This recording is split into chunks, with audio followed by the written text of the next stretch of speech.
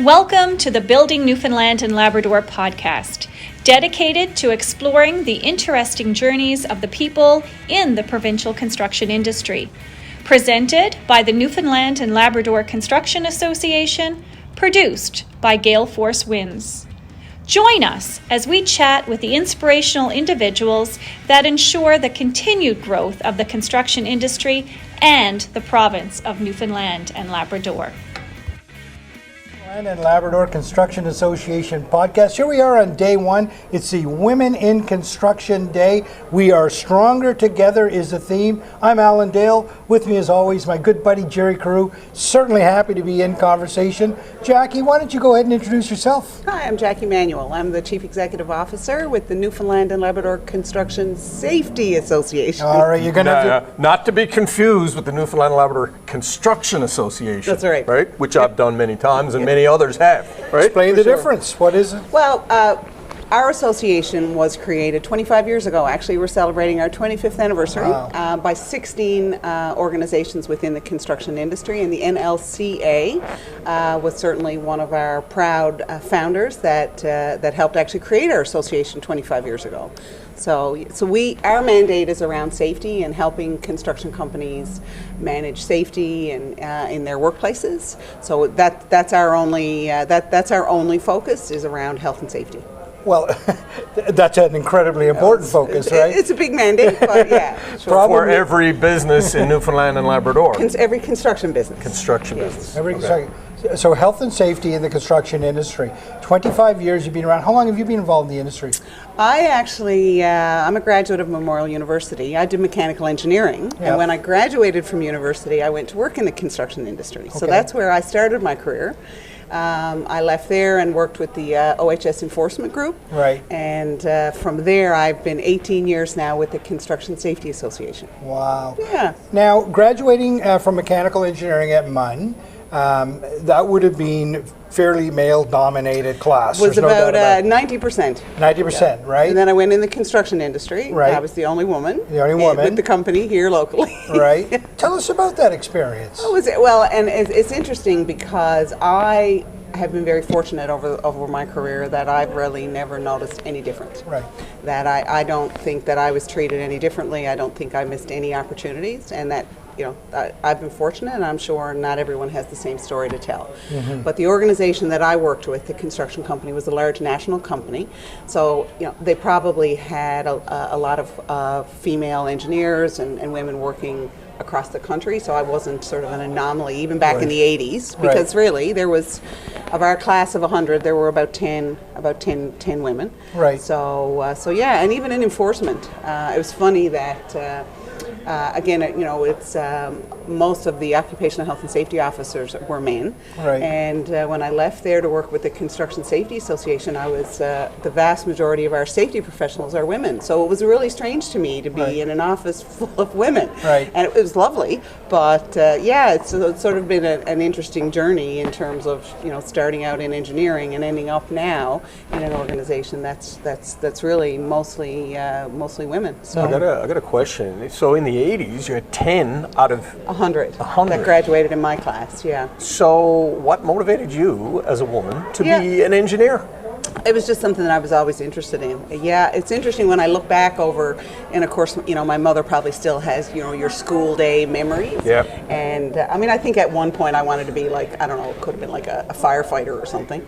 But I always kind of wanted to be an engineer, and just even at an early age, what I knew about what engineers did, it was just something that fascinated me, and I was always a big, puzzle solver, problem solver. Take things apart. They wouldn't often go back together. I'd have pieces left over. Mom said, more than once, it'd be, oh God, she's been at it again, right? Look, she's taking the vacuum cleaner apart, or whatever it was. But no, it was, it was just, it was something that was always of interest to me.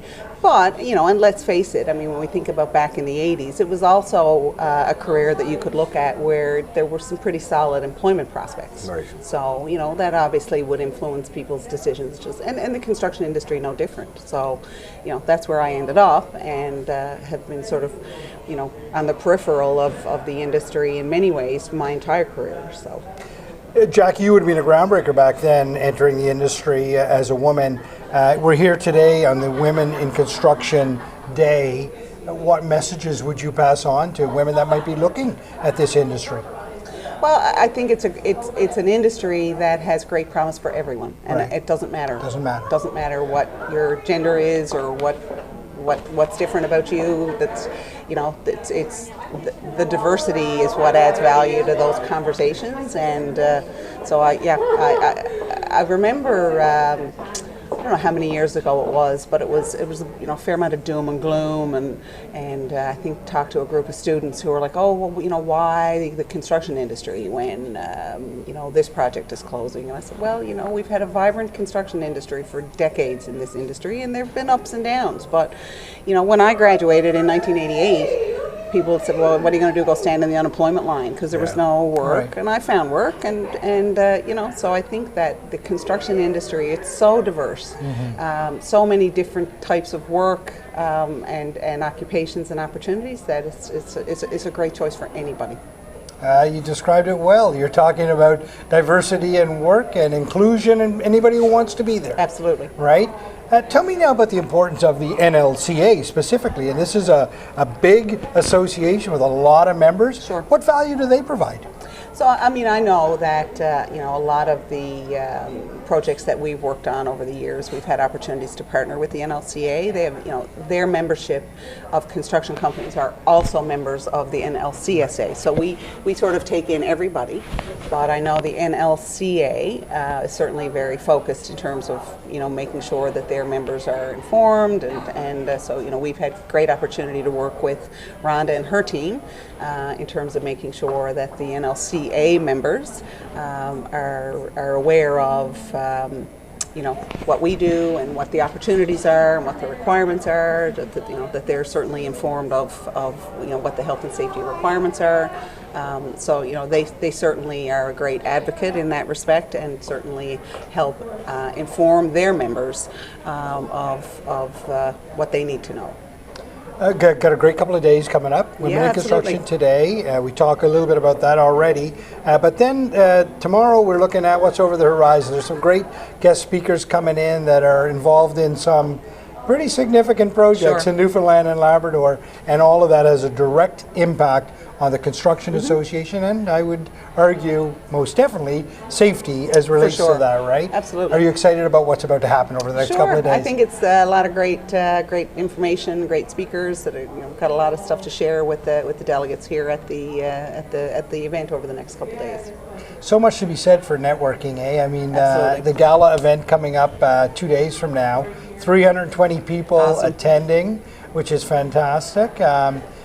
All of those people coming together to talk about collaborating and stuff can only benefit the industry. And it's interesting because it's been a long time since I've been in a room with 320 people, right? So it was nice even just coming in here today to say, oh my God, I can't remember the last time I saw you in person. Yeah. Right. I saw you on a video screen, but so that's, and it's so much better in person. Those conversations are just so much more natural when you can have a conversation and network with a real life person as opposed to a box on the screen. So I think everyone's really looking forward to it.